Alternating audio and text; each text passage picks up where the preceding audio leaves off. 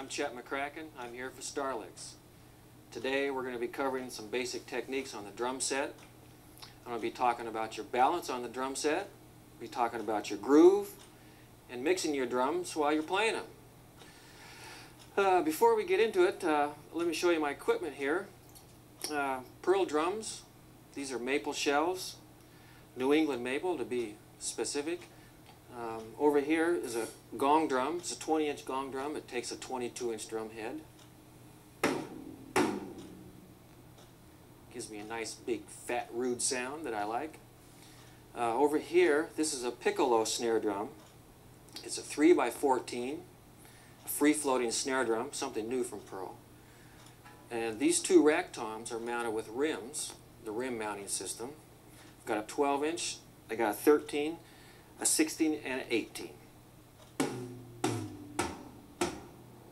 My snare drum is a 8x14. The kick drum is 26x16. And I'm using Zildjian cymbals. I got 2 Ks for the crashes. I have a ping ride for my ride, 22-inch China for a swish, and a set of new beats for my hi-hats.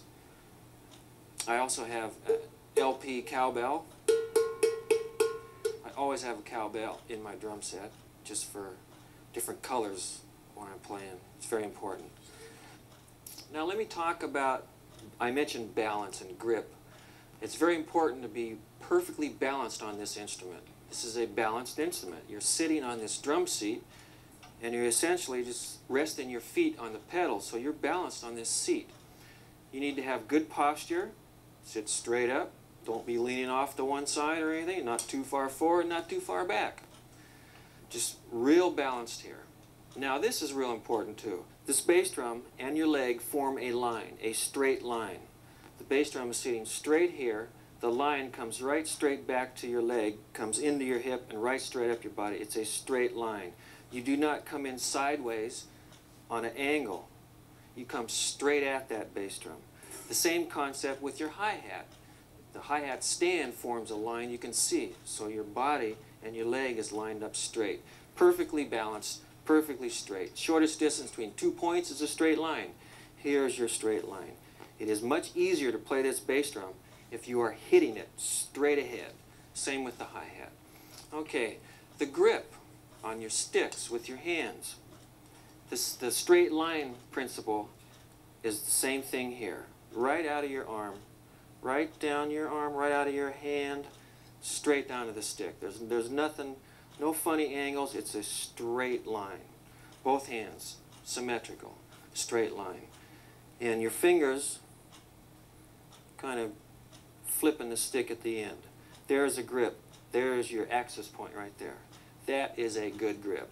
You can hit the drums evenly, strongly, and very well like this. Okay, now the grip with your feet is very important too. You got this straight line with your leg. Well, what's happening down there with your foot? Your foot cannot be off to the side of the pedal like this. It's got to be right on that pedal. Right straight on the pedal. Sometimes your heel comes off to the side a little bit. That's okay. But make it easier on yourself and keep that foot straight on that pedal. The same thing with the hi-hat. Okay, so what do we got? We got perfect balance. We got perfect grip. With our hands and our feet, we're ready to play. There's a correct way to hit the drums. I like to call it snapping the drums. Yeah, you kind of whip it. You know, there's a whipping motion. You kind of draw the tone out of the drums rather than beating the sound into the drums.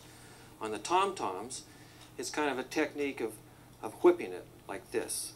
You kind of snap it and draw that tone out of the drum rather than trying to beat it into it. The same with both hands. You can see when the stick hits the drum, it kind of lifts up real quick. It's like I'm pulling the tone out of the drum. That's the correct way to hit a tom-tom. The same transfers to your snare drum, especially on your backbeat. You want to snap that backbeat. You draw that snare sound out of the drum. Kind of like this. Watch this hand. I'll be snapping it right out of it.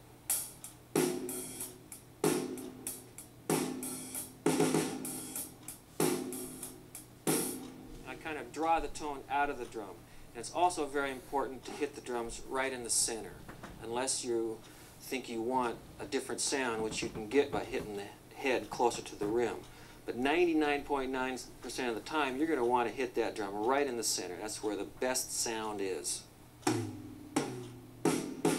Right, especially the snare drum, right in the center. Now cymbals. There's a right way and a wrong way to hit cymbals. The wrong way to hit a cymbal is crashing into it at an angle and crashing through it. Don't do that because it's going to cost you money. You're going to break those cymbals, and they're not cheap. So you kind of draw the tone out of the cymbal also. You snap the cymbal and you bring the tone out of it. It's kind of a technique maybe. If you don't want to pull, if you can't pull out, if you can't relate to that, you can kind of glance off the cymbal. But don't pound right straight through the cymbal because you're going to smother the cymbal with too much stick and you won't get the right tone out of it. The ride cymbal, it's a little more involved over here because we have so much more to work with. We have the bell of the cymbal and we have the outside. The outside I use for riding, and I use the tip of the stick.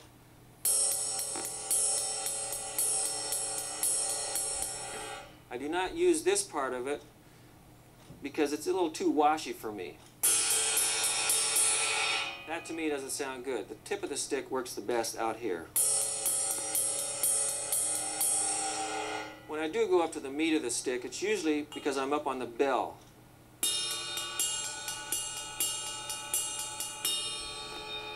The tip also sounds good on the bell.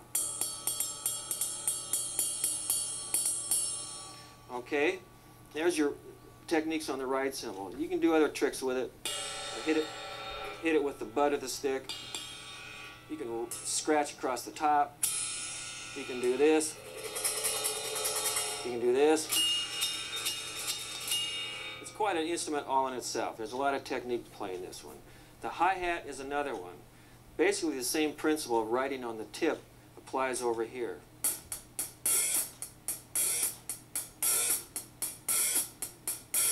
Once in a while, for different sound effects, you can move down to the meat of your stick and get a little thicker sound and actually change the sound of the hi-hat as you play it.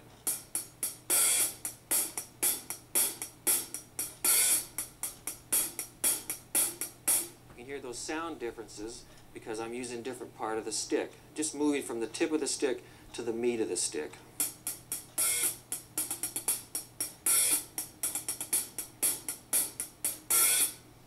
Okay, there's a little wrap on how to hit your cymbals and your drums correctly.